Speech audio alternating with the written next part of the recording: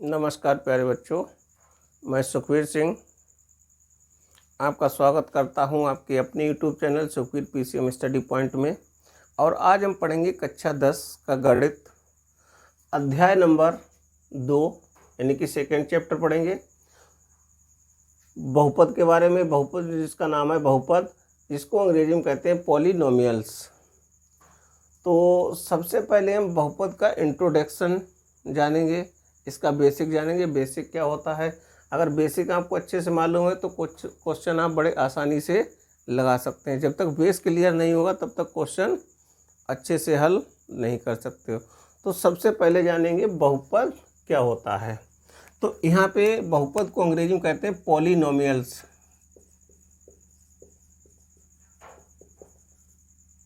Polynomials, अब इसको break करके पढ़ेंगे। पॉली मीन्स क्या होता है, पॉली मीन्स होता है मैनी, और मैनी मीन्स क्या होता है, बहुत। और नोमियल्स का अर्थ क्या होता है, टर्म्स। टर्म्स मीन्स क्या होता है, पद। यानी कि कहने का मतलब है जिसमें मैनी टर्म्स हों। मैनी टर्म्स यानी कि जिसमें बहुत सारे पद हों। मैनी का मतलब हो गया बहुत, और टर्म्स का मतलब क्या हो गया, पद। यानी कि एक ऐसा बीजीय व्यंजक जिसमें बहुत सारे पद हों, उसे हम क्या कहते हैं, बहुपद कहते हैं।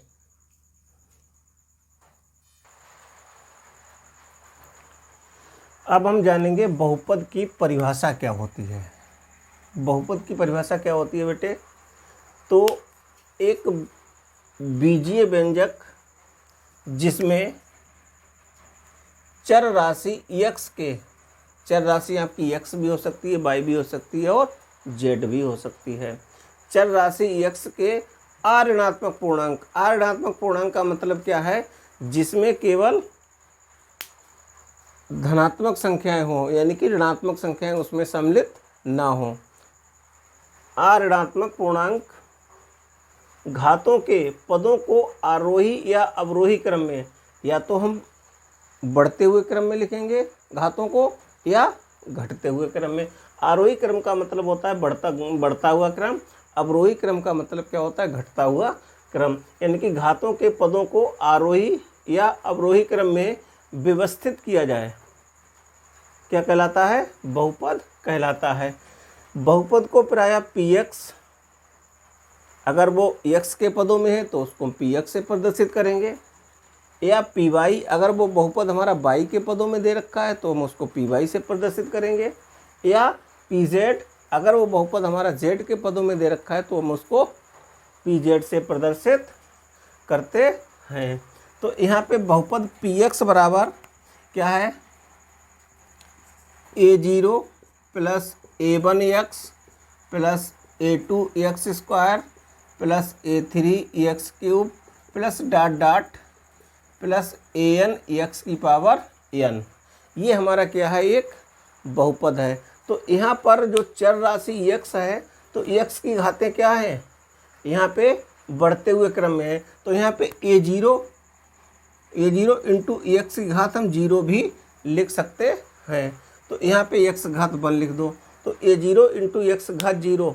तो इसका मतलब क्या है, x घात 0 का मान हमेशा क्या होता है, 1 होता है। तो अब यहाँ पे देखो हमने क्या बताया था, केवल अऋणात्मक पूर्णांक, यानी कि इसमें कोई भी जो चर राशि x की घात ऋणात्मक नहीं होनी चाहिए।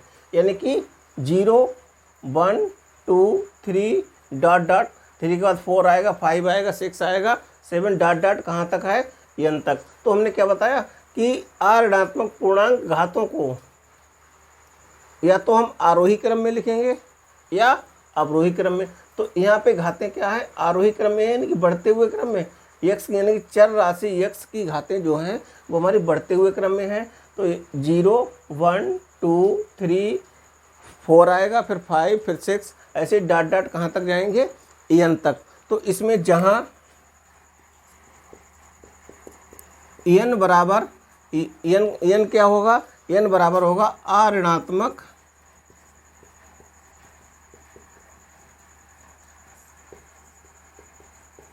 पूर्णांक जिसका मान क्या होगा, 0 हो सकता है, 1 2 3 4 डॉट डॉट कुछ भी हो सकता है। ठीक है। अब इसमें अब सवाल इस बात का है, A0 A1 A2 A3 dot dot AN ये क्या है हमारे, ये बेटे हमारी होती हैं वास्तविक संख्याएं। वास्तविक संख्या क्या होती हैं कि परिमेय और अपरिमेय दोनों प्रकार की संख्याएं को हम क्या कहते हैं, वास्तविक संख्याएं। परिमेय संख्याएं भी हो सकती हैं और अपरिमेय संख्याएं भी हो सकती हैं। तो यहाँ पे लिख लो, जहाँ A0, A1, A2, A3, A4, dot dot AN हमारी क्या है, वास्तविक संख्याएं हैं। वास्तविक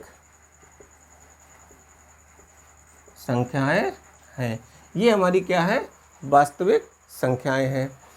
अब यहाँ पे x क्या है, x ये हमारी क्या है, चर राशि। तो यहाँ पे लिख दो x बराबर क्या है, चर राशि जिसका मान हमारा चेंज होता रहता है। यानी कि चर राशि क्या होती है, चर राशि वह राशि होती है जिसका मान परिवर्तित होता रहता है। ठीक है। अब यहाँ पे क्या लिखेंगे कि A0 यानी कि A0 x घात 0 को हम क्या लिख सकते हैं, x घात 0 का मान 1 होगा तो 1 की A0 से मल्टीप्लाई होगी तो A0, A1 x, A2 x square, A3 x cube, dot dot AN x की पावर n। ये सब क्या कहलाएंगे, ये कहलाएंगे बहुपद के पद। ये क्या कहलाएंगे, बहुपद के, डॉट डॉट को AN x की पावर n को बहुपद के पद कहते हैं।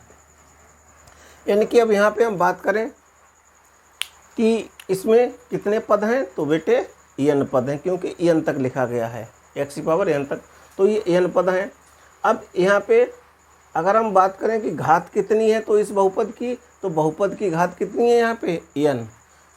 यानी कि घात कैसे देखी जाती है, तो हम ये देखते हैं कि चर राशि x की जो अधिकतम घात होती है वही उसकी बहुपद की क्या कहलाती है, घात कहलाती है। अब यहाँ पे लिखेंगे बहुपद की घात, बहुपद की घात। ठीक है। तो बहुपद के पदों में, बहुपद के पदों में चर राशि x की सबसे अधिक घात, सबसे अधिक घात को ही बहुपद की घात कहते हैं। क्या कहते हैं कि बहुपद के पदों में चर राशि x की सबसे अधिक घात, यानी कि जो वेरिएबल टर्म है हमारा, यानी कि चर राशि है, उसकी सबसे अधिक घात कितनी है, जो सबसे अधिक घात होगी उसी सबसे अधिक घात को हम क्या कहते हैं, बहुपद की घात कहते हैं। अगर यहाँ पे हम बहुपद की घात जाने तो बहुपद की सबसे अधिक घात कितनी है, n। तो ये क्या कहलाएगा, n घात वाला बहुपद कहलाएगा। क्या कहलाएगा, n घात वाला बहुपद। तो इसको आप नोट करो अच्छे से, फिर हम आगे बढ़ते हैं। अब हम यहाँ पर पढ़ेंगे बहुपद के प्रकार। तो यहाँ पर बहुपद जो होते हैं बेटे दो प्रकार के होते हैं।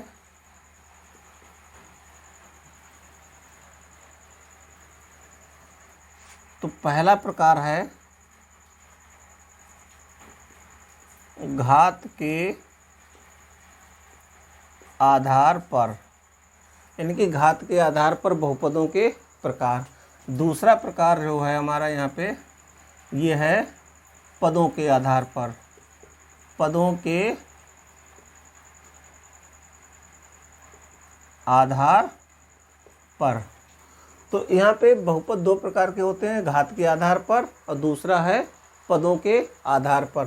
तो यहाँ पे हम पहला हेडिंग लगाएंगे, तो यहाँ पहला हेडिंग लगाएंगे घात के आधार पर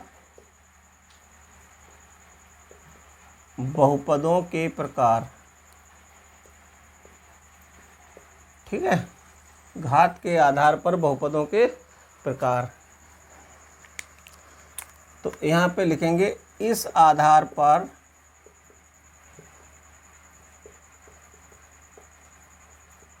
बहुपद निम्न प्रकार के होते हैं,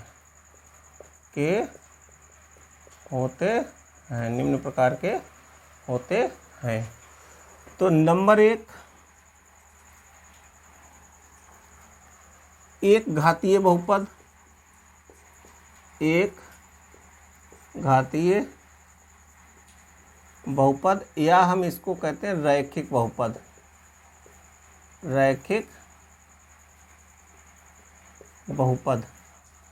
एक घातीय बहुपद क्या होता है कि ऐसा बहुपद जिसमें चर राशि x की घात कितनी हो, एक हो। यानी कि इसमें लिखेंगे कि ऐसा बहुपद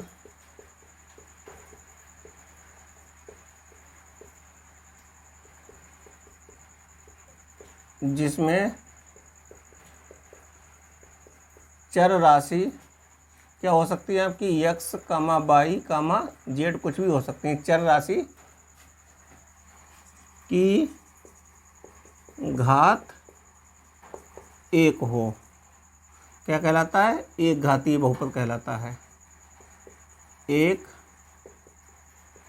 घातीय बहुपद कहलाता है, या इसको हम रैखिक बहुपद कहते हैं। अब यहाँ पे इसका हम एग्जाम्पल लिखेंगे। जैसे px बराबर है ax प्लस b, px बराबर ax प्लस b, ये हमारा कैसा बहुपद है, एक घातीय बहुपद है। यानी कि x की अधिकतम घात कितनी है, एक। x की अधिकतम घात कितनी है, एक। हम x की घात देखते हैं कि x घात एक होनी चाहिए, या हम इसको ऐसे लिख सकते हैं कि px बराबर, यहाँ पे एक ही जगह पे कोई हम संख्या ले लें, जैसे 2x प्लस 3, तो ये हमारा कैसा बहुपद है, रैखिक बहुपद है। जो दूसरा हमारा नंबर है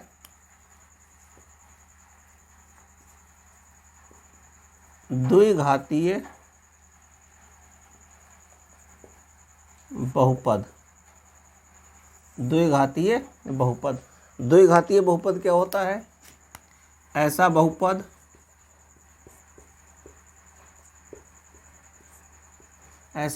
जिसमें चर राशि यानी कि x की घात, x भी हो सकता है, y भी हो सकता है, z भी हो सकता है। जैसे हमने यहाँ लिखा है x, y, z। x का यानी कि अगर वो x के पदों में है तो px लेंगे, y के पदों में py लेंगे, अगर वो z के पदों में है तो pz लेंगे। तो ऐसा बहुपद जिसमें चर राशि x की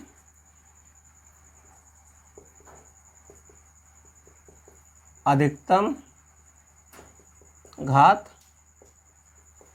2 हो, क्या कहलाता है, द्विघातीय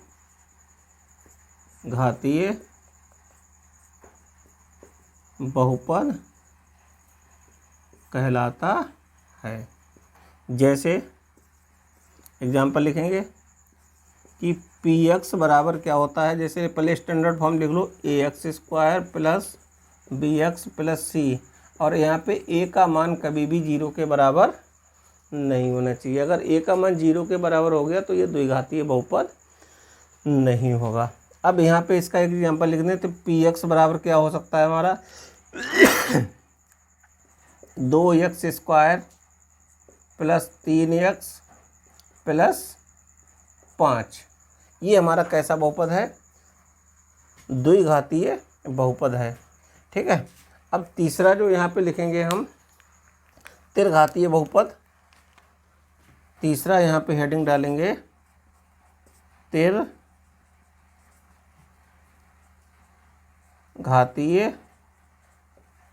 बहुपद। त्रिघातीय बहुपद क्या लिखेंगे कि एक ऐसा बहुपद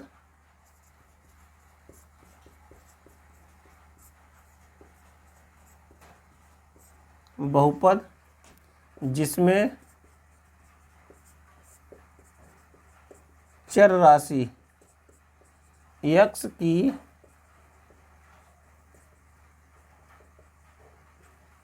अधिकतम घात 3 हो, यानी कि चर राशि x की अधिकतम घात कितनी हो? 3 हो। क्या कहलाता है? त्रिघातीय बहुपद कहलाता है। अब इसको मिटाएं ऊपर से।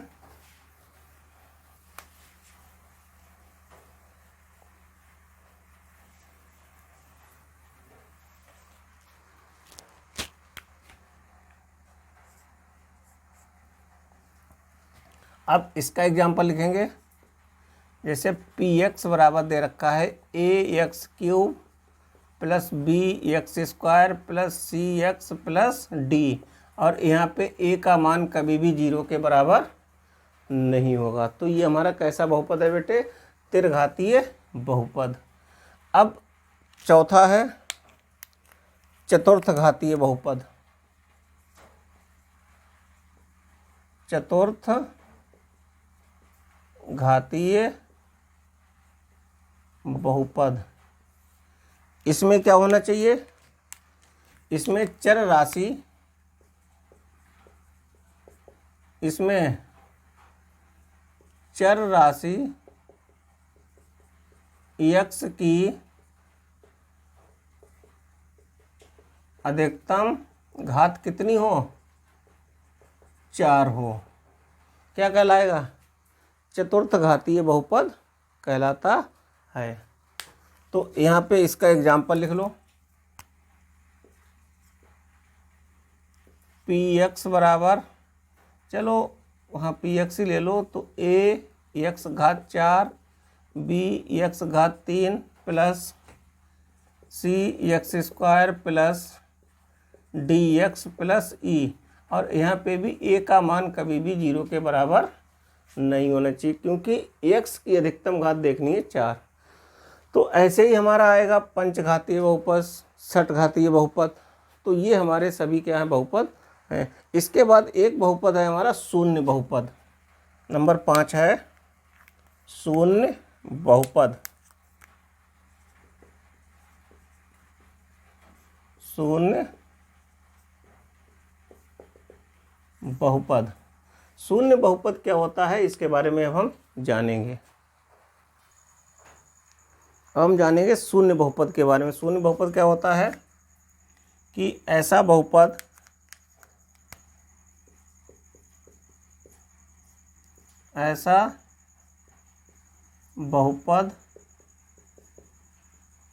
जिसका मान क्या हो? शून्य, यानी कि 0 हो। जैसे पी एक्स बराबर 0, ये हमारा क्या कहलाएगा? शून्य बहुपद। अब जैसे आपके मन में क्वेश्चन होगा पी एक्स बराबर 0, तो क्या हम पी एक्स को ऐसे भी तो लिख सकते हैं 0 into x cube. 0 into x cube. 0 यहाँ पे क्या है? हमारी वास्तविक संख्या है, और एक्स क्या है? चर राशि, उसकी घात कितनी है? 3। अब यहाँ पे देखो चर राशि की घात कितनी है? चर राशि की घात कितनी है? ऋणात्मक है, पूर्णांक। तो इसका मान क्या हो जाएगा? 0 इंटू एक्स क्या हो जाएगा? पूरा मान क्या हो जाएगा? 0 ही हो जाएगा। हो जाएगा नहीं हो जाएगा?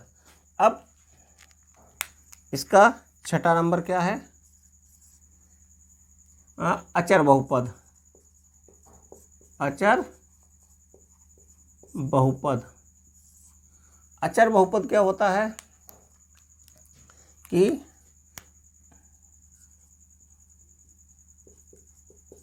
जिसका मान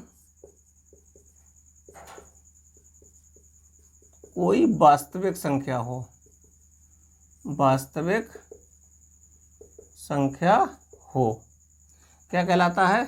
अचर बहुपद कहलाता है। क्या कहलाता है? अचर बहुपद कहलाता है।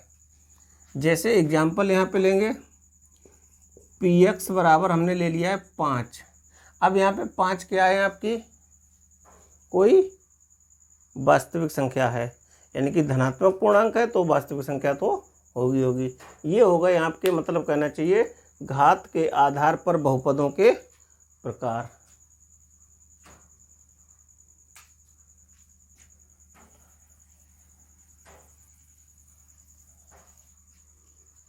अब हम बढ़ते हैं, दूसरा प्रकार पढ़ेंगे, पदों के आधार पर बहुपदों के प्रकार। अब हम यहाँ पर पढ़ेंगे पदों के आधार पर बहुपदों के प्रकार, यानी कि पदों की संख्या के आधार पर बहुपदों के प्रकार। तो इस आधार पर बहुपद निम्न प्रकार के होते हैं। सबसे पहला है हमारा एक पदीय बहुपद। एक पदीय बहुपद का मतलब क्या होता है कि ऐसा बहुपद जिसमें केवल एक पद हो, ऐसा बहुपद जिसमें कितना हो? केवल एक पद हो। कि ऐसे लिख लो, जिसमें, नहीं ऐसे लिखो, ऐसा बहुपद जिसमें केवल एक पद हो, क्या कहलाता है? एक पदी बहुपद कहलाता है। जैसे यहाँ पे एग्जाम्पल लिखेंगे, 5 2x, जैसे मान लिया px बराबर लिखा हमने, px बराबर लिखा है 2x है, तो इसमें कितने पद हैं? एक ही तो पद है। पदों की संख्या कितनी है? एक। तो ये बहुपद हो गया। और px बराबर -4x घात 3, इसमें भी पदों की संख्या कितनी है? एक। अच्छा, -4 क्या है? ये वास्तविक संख्या है। अब दूसरा है हमारा द्विपदी बहुपद। द्विपदी बहुपद क्या होते हैं?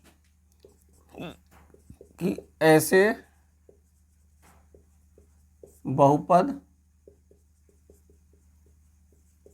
जिसमें केवल दो पद हों, जिसमें केवल कितने पद हों?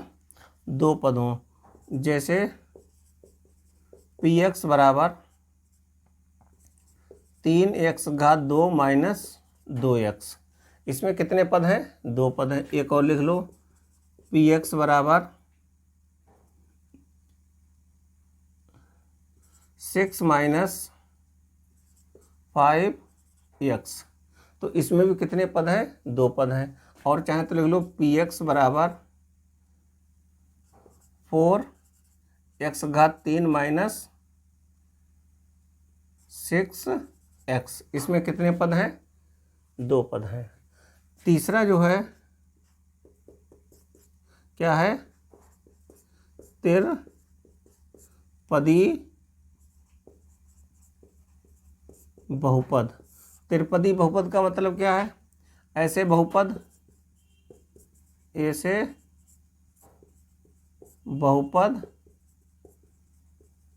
जिसमें केवल तीन पद हों। ऐसा बहुपद जिसमें केवल कितने पद हों? तीन पद हों, क्या कहलाता है? त्रिपदी बहुपद कहलाता है। जैसे एग्जाम्पल लिखें हम, px बराबर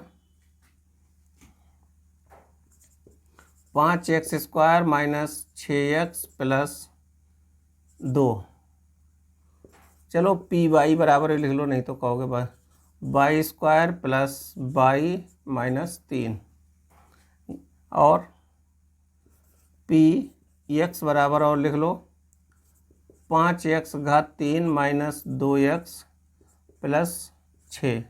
ये सब क्या है? आदि एटसेट्रा, और भी हो सकते हैं। ठीक है, तो ये हो गया त्रिपदी बहुपद। अब चतुर्थ पदी बहुपद क्या होता है? ऐसे इसमें लिख लो चतुर्थ पदी बहुपद। चतुर्थ पदी बहुपद का मतलब क्या है कि ऐसे बहुपद जिसमें केवल 4 पद हों, ऐसे बहुपद जिसमें केवल 4 पद हों। जैसे यहाँ पे एग्जाम्पल की अब हम बात करें तो एग्जाम्पल लिखना चाहें तो px बराबर x घात 3 minus 3x² plus 5x plus 2। तो इसमें कितने पद हैं? 4 पद हैं।